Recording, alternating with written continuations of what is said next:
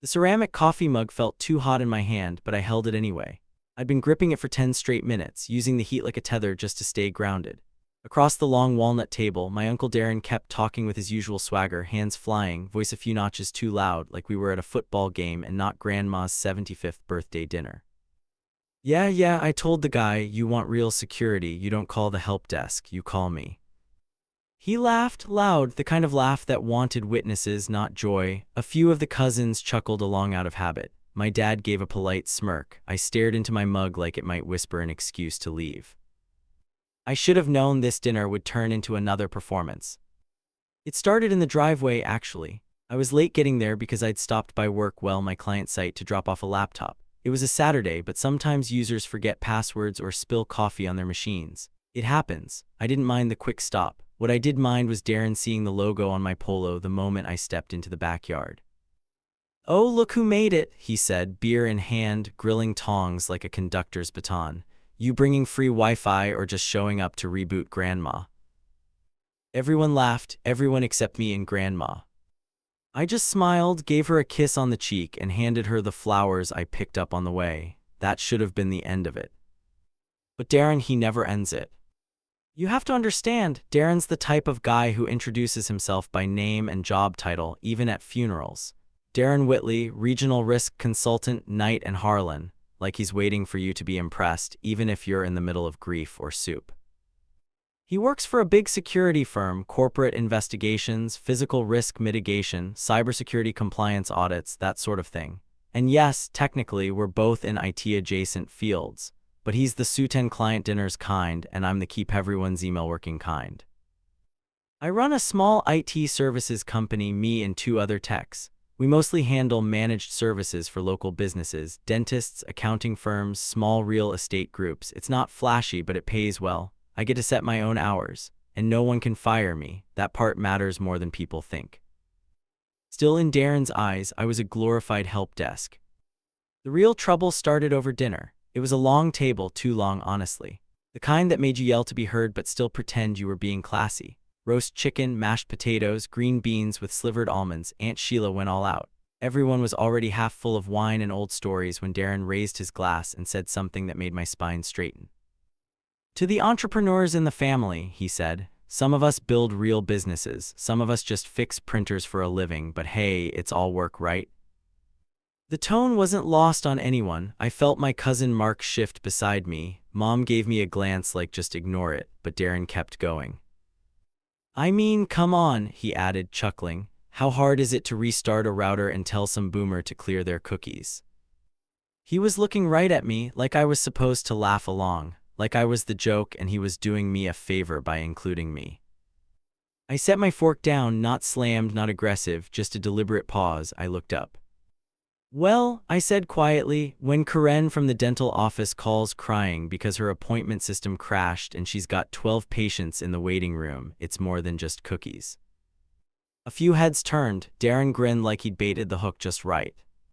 Sure, he said, "just saying, bit different from securing a multi-million-dollar corporate perimeter, you know. You ever audit a Fortune 500 network?" "No," I said, "but I've recovered payroll for a small business after a ransomware attack, saved them from missing rent. That matter less because it's not flashy." There was a brief silence, not tense, just aware.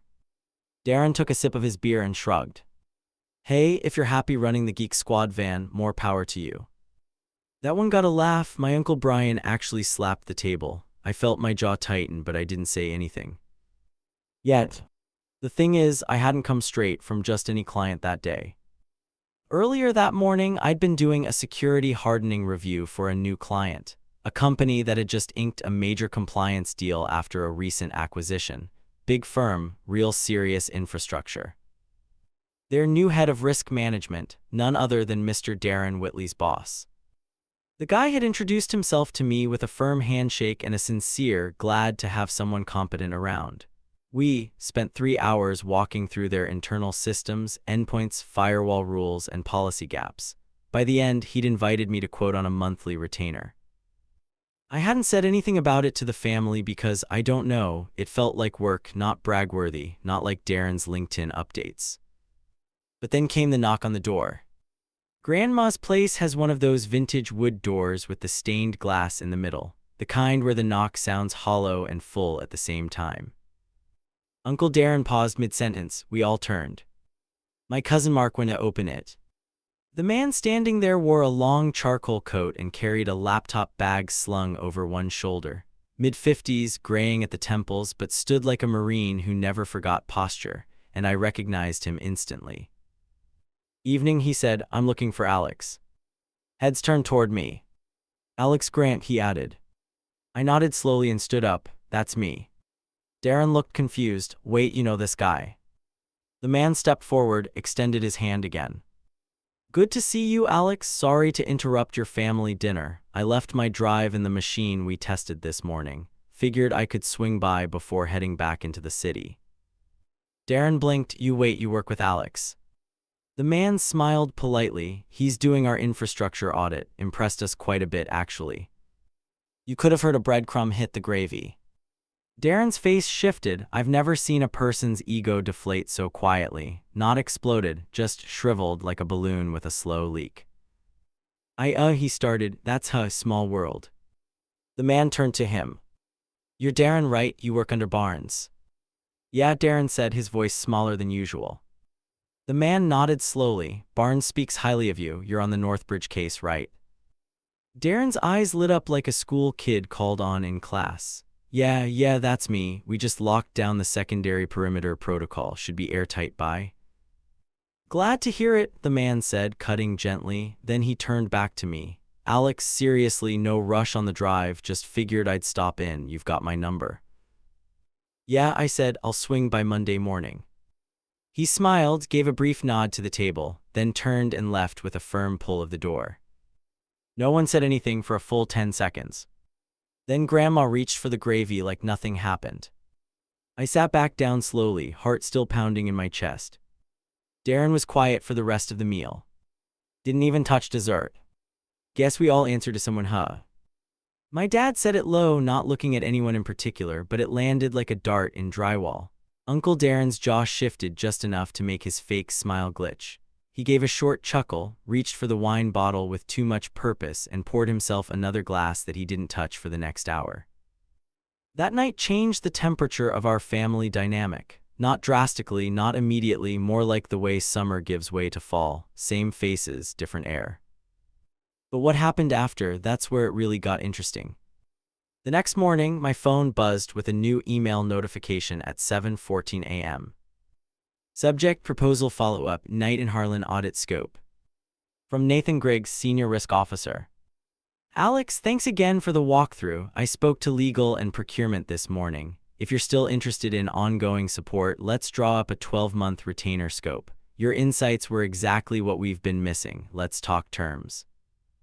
I blinked at the screen. It took me a second to register that this was real, that they weren't just being polite, that I hadn't misread the tone in the server room or over bad breakroom coffee.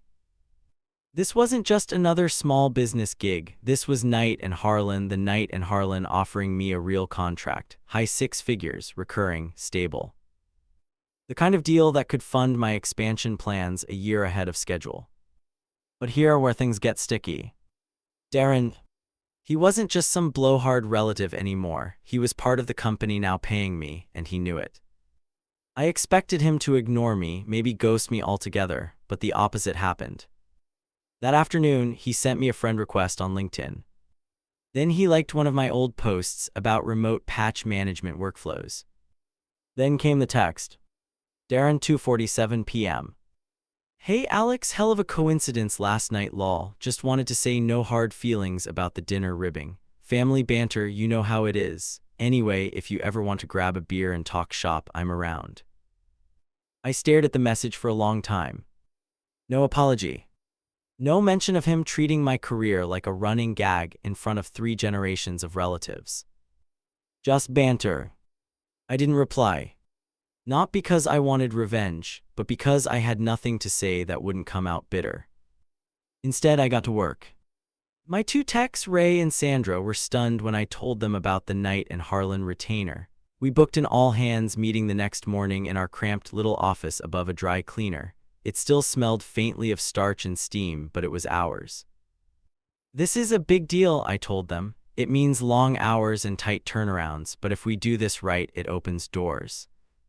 Ray nodded, wide-eyed. Sandra just grinned. Does this mean we can finally get that NAS box out of the bathroom? Yes, it did.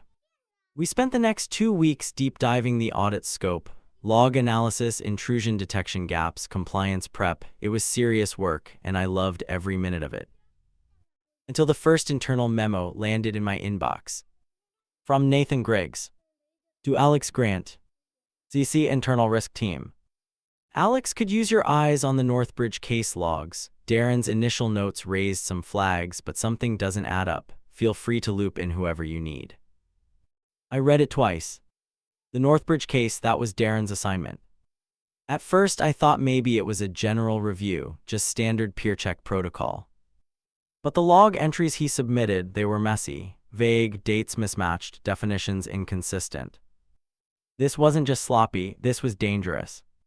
If Northbridge was hit with an audit and these notes went uncorrected, the company would face massive penalties, and Griggs had just put the ball in my court. I spent 6 hours that night untangling the data trail, redlining Darren's documentation, annotating every incomplete section. By the end, I had a 22-page PDF full of corrections, suggested protocol adjustments, and missing access control reports. It wasn't petty, it wasn't personal. It was professional. I sent it off with a short note. Please see attached, let me know how you'd like to proceed. The next day, I got a call from Griggs directly. Alex, he said, that was impressive and awkward. I stayed silent. To be clear, he continued, you didn't do anything wrong. I asked for an honest review and you gave one, but Darren's, well, he's been with us for a while. I'm not trying to step on toes, I said. I know, he replied, but toes are still bruised. Just a heads up, he asked for a reassignment. I didn't know how to feel about that. Not satisfaction. Not guilt. Something in between. That weekend, I skipped another family dinner. I said I was busy with work, which wasn't a lie, but mostly I didn't want to sit across from Darren and pretend things hadn't shifted. Mom noticed. She called Sunday morning while watering her hydrangeas. You okay, hun? She asked. Grandma missed you last night. I know, just a lot going on. You and Darren, you two aren't fighting, are you? No, I said after a pause. We're just finally seeing each other clearly. She didn't ask more, she never pushed. But that silence, it was filled with all the words she didn't say. A week later, Darren called me. No text first. Just a straight-up phone call on a Tuesday night. I almost didn't answer, but curiosity won. Hey, Alex, he said, clearing his throat. Hey. Listen, I wanted to ask you something about the Northbridge stuff. I waited. You really think it was that bad? I sighed. I think you know the answer. Another pause. I was rushed, he said. We were slammed that week. Barnes dumped 3 other clients on me. I didn't have time for full documentation. I get it, I said, but compliance won't care. He exhaled. Yeah, you're right. There was a strange honesty in his voice, like he wasn't performing, just unguarded. I guess I underestimated you, he added. I know. Wasn't trying to be a jerk, man, just. You were trying to be the biggest guy in the room. He chuckled softly. Yeah, something like that. Silence stretched, but this time it wasn't hostile. I'm not gunning for your job, I said. I just want to do mine right. I know, he said, and for what it's worth, you're damn good at it. It wasn't an apology. But it was close enough. It was 6:58 on a Wednesday morning. The office was still dark except for the soft green LED on the firewall box humming in the corner. I'd gotten there early, part habit, part anxiety, the kind that buzzes in your ribs until you do something with it. My inbox showed 12 new emails. 9 were minor, 2 were vendor updates. 1 was from Knight and Harlan's HR department. Subject: confidential, advisory role opportunity discussion. From Serena Leung, Senior Director of Human Resources. Hi Alex, I'm reaching out on behalf of Nathan Griggs and the Executive Risk Division. We've been impressed with your recent contributions to the Northbridge review and broader audit prep. We'd like to explore a potential advisory relationship moving forward, part-time or embedded consultant.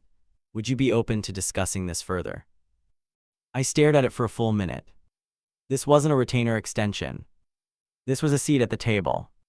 When I started my company 3 years ago, it wasn't because I had a grand vision. It was because I was tired of working for guys like Darren, people who assumed confidence was competence, who liked buzzwords more than hard truths. I didn't want to climb a ladder held by someone else. I just wanted to build a better one. But this was different. This was earning a seat, not being given one. I replied within the hour. I'm open to it. Let me know a good time for a conversation. That same day, I called Sandra and Ray into the office and shared the news. They were floored. Does this mean you're leaving the company? Sandra asked, worried. Not a chance, I said, but it means we need to level up, fast. Ray grinned, we getting a fourth tech? Maybe, I said, or a project manager, but first we need to handle this quarter like pros. We grown into something real, and now the world was finally catching on. Later that week, I had the call with Serena and Nathan. It lasted 45 minutes. They laid out the advisory role, what it would mean, what they expected. A bridge between vendors and internal audits, strategic guidance, flex support during regulatory crunches. It was everything I loved doing, and they wanted me to do it. Toward the end of the call, Nathan said something that stuck with me. We don't usually bring in outside consultants from small firms like yours, but you've got that thing people don't teach: clarity under pressure, no fluff, you don't posture, you just solve. I didn't know what to say. So I just said thank you. But of course, life doesn't move in a straight line. Especially not with family. The next Sunday, we had another dinner at Grandma's house. Her casseroles could bring peace to countries. I hadn't seen Darren since our awkward call the week before. I pulled into the driveway behind his Tesla, of course. Inside, everything looked the same: plaid tablecloth, mismatched silverware, that same painting of horses running through fog that had hung over the mantel since 1996. But Darren, he was subdued. He didn't make a big entrance, didn't raise his voice, didn't crack jokes about my job. He just nodded when I walked in and said, "Hey, Alex." I nodded back, "Hey." Dinner started off calm, conversation about traffic, school zones, and whether Grandma's neighbor was secretly stealing her paper, the usual. But halfway through dessert, Aunt Sheila, bless her well-meaning heart, asked, "So Alex, your mom said you're working with Darren's company now. That must be interesting." Darren looked up like someone had poked him. I swallowed a mouthful of peach cobbler. "Yeah, it's been going well." "Oh," she said, cheerful. "What do you do exactly?" I paused. I didn't want to brag, but I wasn't going to downplay it either. I'm leading some infrastructure audit initiatives, helping tighten their compliance strategy. Might take on an advisory role soon. "Oh wow," she said, "that's fancy." Uncle Darren didn't say a word. After dinner, we all helped clean up.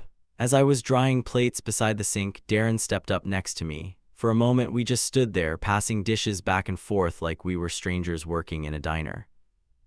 Then he cleared his throat. "Griggs told me about your advisory offer." I didn't look at him. "Yeah. He said you were their top pick, said you turned our review team upside down in a good way." I raised an eyebrow. "And what did you say?" He half laughed, told him I wasn't surprised. I looked at him finally. "Really?" He shrugged. "Look man, I know I've been a jerk for years, especially about your work." "That's putting it mildly." He nodded. "Fair, but seeing you come into that room, owning your space, that shook me. Not because you embarrassed me, but because you earned something I thought only guys like me were allowed to get." I dried my hands and leaned against the counter. "Why'd you always take shots at me?" He exhaled through his nose. "Insecurity, stupid ego. Maybe I was scared you'd outgrow all of us, and you did." The silence between us wasn't tense anymore. It just was. "You ever feel like you built the wrong life?" he asked, almost too quietly. I wasn't sure how to answer that. Instead, I said, "You can still build a new one." He didn't reply, just nodded and went back to loading the dishwasher. For the first time since we were kids, Darren didn't try to be taller than me. He just stood beside me. That night, I got another email. Subject: advisory role acceptance, welcome aboard. From Serena Leung. "Hi Alex, we're thrilled to bring you on in the advisory capacity. Your access credentials will be updated by Monday. Let's schedule a kickoff meeting next week. Congratulations and welcome to the team." I closed my laptop slowly and stared at the ceiling. The help desk guy was now advising one of the largest firms in the region. And my uncle. He was watching that unfold one quiet dinner at a time. Halfway through packing up the extra Cat6 cables from our new client install, my phone vibrated against the metal server rack. I let the bundle fall into the duffel bag and checked the screen. Darren Whitley missed call 1 minute ago. I stared at it for a second, then it rang again. This time I answered. Hey. You busy? Darren's voice was clipped, like someone who'd rehearsed what he was going to say but hadn't thought past the first line. Kind of, just wrapping a new client's firewall config. This won't take long. I stayed quiet. I need your help. That wasn't something I expected to hear from Darren, not after everything, not after the dinners, the jabs, the memo debacle. But he wasn't calling to save face, he was calling because he was in trouble. I got pulled from a case, he said, something about a compliance breach when I didn't flag fast enough. I didn't interrupt. They're not firing me, but it's a black mark. Barnes is furious. HR flagged me for remediation. I don't even know what that means. It means they're watching, I said, and if you don't get proactive, you'll be expendable. Silence. Yeah, he muttered, that's what I figured. Then came the question that would have been unthinkable a month ago. Will you help me fix it? We met 2 days later in a tiny coffee shop downtown, neutral territory. It smelled like overbrewed espresso and old wood, the kind of place you only go to when you're too embarrassed to be seen somewhere familiar. Darren looked smaller, not physically, just deflated, like someone who finally realized the armor he wore wasn't bulletproof, just cardboard painted silver. He slid a manila folder across the table. I opened it to find a tangled mess of security logs, asset inventories, and a handful of incomplete incident reports. You handed this in, I asked. He winced. Barnes said to do a risk summary. I got swamped and yeah, I handed that in. Darren, this is barely a checklist. I know. He stared into his coffee like it might offer penance. I didn't know how deep I was until I saw what you submitted on Northbridge, he admitted. That was surgical, mine's a mess. I didn't gloat, I didn't need to. Instead, I pulled out my tablet and got to work. For the next 3 hours, we rebuilt his report from the ground up. I walked him through access control misconfigurations, log correlation techniques, even showed him how to run a basic PowerShell audit across endpoints. He asked questions, took notes, didn't once pretend to already know. Somewhere between the third coffee and the fourth rewrite, he muttered, I should have been learning this 5 years ago. Yeah, I said, but you're here now. And for the first time, I meant it. Over the next few weeks, Darren slowly started rebuilding his footing at Knight and Harlan. He didn't ask me to write reports for him, but he did ask to review things together. He sent drafts, asked for feedback, shared creds for mock test environments to practice in. We weren't friends, but we were becoming something better, honest colleagues. Sandra noticed the shift. You and your uncle tight now or something? She asked, raising an eyebrow as she walked past my desk. Not tight, I said, just aligned. She teased, you mentoring the man who used to call you the Wi-Fi guy. That's some karmic poetry right there. I didn't respond, but I thought about it a lot. How strange it is, the things that can shift under pressure. Darren's mockery had once felt like an immovable weight, the voice in the back of my head that whispered I wasn't enough. That I was the guy who reset passwords, not wrote policy, that I showed up after the breach, not before. But now I was drafting frameworks that shaped their response strategy, reviewing escalation paths, sitting in on review meetings with Nathan and Serena, not as the help desk guy, as a peer. And Darren, he was learning, maybe late, maybe clumsy, but he was showing up. One morning, Griggs called me into a meeting with Barnes, the very same director Darren had always name-dropped like a badge. It was supposed to be a standard Q3 posture review. But mid-meeting, Barnes leaned forward and said, I want to build a cross-functional task force. You'd lead it. Me, I asked, genuinely surprised. You see things clearly, he said. Your audit work has become the standard. We need that level of clarity across divisions. I glanced at Darren, who was seated 2 chairs down. He didn't flinch. Didn't smirk. He nodded. Alex would be the right call, he said. And in that moment I understood something. Redemption isn't loud, it's quiet, it's earned. That evening, back at Grandma's for Sunday dinner, things felt different. No tension. No posturing. Just family. Darren passed me the mashed potatoes without a snarky comment. Later, as we all sat around digesting and pretending we had room for pie, he tapped his glass. Quick word, he said, I want to give a shout out to someone I used to give a lot of grief to. I stiffened. He looked at me. Alex, this guy right here, he's doing work that matters, work I didn't understand for too long, but I see it now, and I just wanted to say I'm proud you're part of this family. The room fell quiet but not awkward. Then came Grandma's voice. Took you long enough, Darren. Laughter broke the tension. Even mine. Later, as I stood on the porch waiting for my Uber, Darren joined me. You didn't have to help me, he said. I know. But you did. I looked out at the street, headlights passing. Someone once helped me when I didn't know what I was doing, I said. They didn't make it a lecture, just a choice. He nodded slowly. Guess I'm making the right ones now.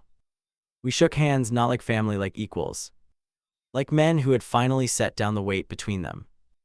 The new office key wasn't heavy, just honest. It sat in my palm, smooth, anodized black with a digital fob on the end, waiting for the lock that would prove things had changed. We signed the lease that morning. No more second-floor unit above a dry cleaner, no more folding chairs or Ethernet cables draped like jungle vines. This was real now, a proper floor in a glass building downtown, a waiting room, a conference room, a logo on the door. Grant Tech Solutions was no longer a side hustle with a Gmail account. It was an operation, and I owed a small, strange part of that journey to Darren. 6 months after the dinner where he mocked me and the night his boss walked in behind me, our relationship had evolved into something I couldn't have predicted. We weren't friends, we didn't text each other memes or hang out on Sundays, but we respected each other. Darren had finally passed his security certs, ones he used to scoff at. He started sitting in on junior analyst reviews to mentor younger staff, not just bark at them. And once when I passed his desk during an on-site visit, I heard him explaining packet loss tracing to an intern, calm, patient, like someone who knew what it felt like to be on the other side of the question. He never brought up the past in a performative way, no grand apologies, just small, consistent proof he wanted to be different. That was enough. The day we moved into the new office, Darren showed up with a bottle of scotch and a gift bag. Housewarming, he said, awkward. Figured your kind of nerds drink the good stuff too. Ray and Sandra exchanged a glance but said nothing. I smiled, thanks, want a tour? He nodded and I walked him through the space. The server closet, the breakout room, even the little kitchenette Sandra insisted we decorate with vinyl decals of binary code. When we circled back to the front, he paused near the frosted glass that bore our name. Looks good, he said low, you built something real here. I nodded, tried to. No, he said, turning to me, you did, and if I'm being honest, seeing you do it made me want to build something too. That's when he told me something I hadn't expected. He was interviewing elsewhere. Not because he was being pushed out, but because he was ready. I need to stop hiding behind the name of the company and see what I can actually do, he said. I've coasted long enough, it's time to lead something, not just manage it. It took guts to say that. And it took more to say the next part. I don't know if I would have admitted that if I hadn't watched you rise without ever shoving anyone down. I didn't know what to say. So I just held out my hand. He shook it. The scotch stayed unopened on the shelf for a while. We were too busy for drinks, too focused on onboarding 2 new clients, hearing another tech, drafting new SOPs, and figuring out what a real payroll system looked like. But I glanced at that bottle now and then. It wasn't just a gift. It was a marker. A line between who we were and who we were trying to become. Our final overlap at night in Harlan came during a cybersecurity summit hosted at the City Convention Center. Darren and I were both panelists on different sessions, me on vendor accountability, him on threat surface management. When he walked on stage, I saw something new in him. He wasn't selling himself. He was sharing, calm, intentional, solid. Afterward, he found me in the green room. You know, he said, I was nervous as hell up there. You didn't show it. Because I copied your packing, he grinned. Watched your old webinar twice. I laughed, so I'm your role model now. Don't push it, he said, but he meant it, and we both knew it. The next Sunday, we were both at Grandma's again. Same mashed potatoes, same floral napkins, same ceiling fan that ticked when it rotated. But this time, Darren didn't try to fill the room. He let others speak. And when I mentioned we were expanding into cloud security consulting, he didn't crack a single joke. He just said, "You'll be great at that." A few cousins blinked. Grandma raised an eyebrow. He saw them and added, "What, people grow." And maybe that was the whole story right there. Not a dramatic showdown. Not a Hollywood ending. Just two men who used to speak past each other, learning to sit at the same table without armor. Because sometimes the most powerful revenge isn't payback. It's proof. Not of who you were, but of who you refuse to stop becoming. If this story moved you, subscribe for more real-life confessions and emotional journeys like this one.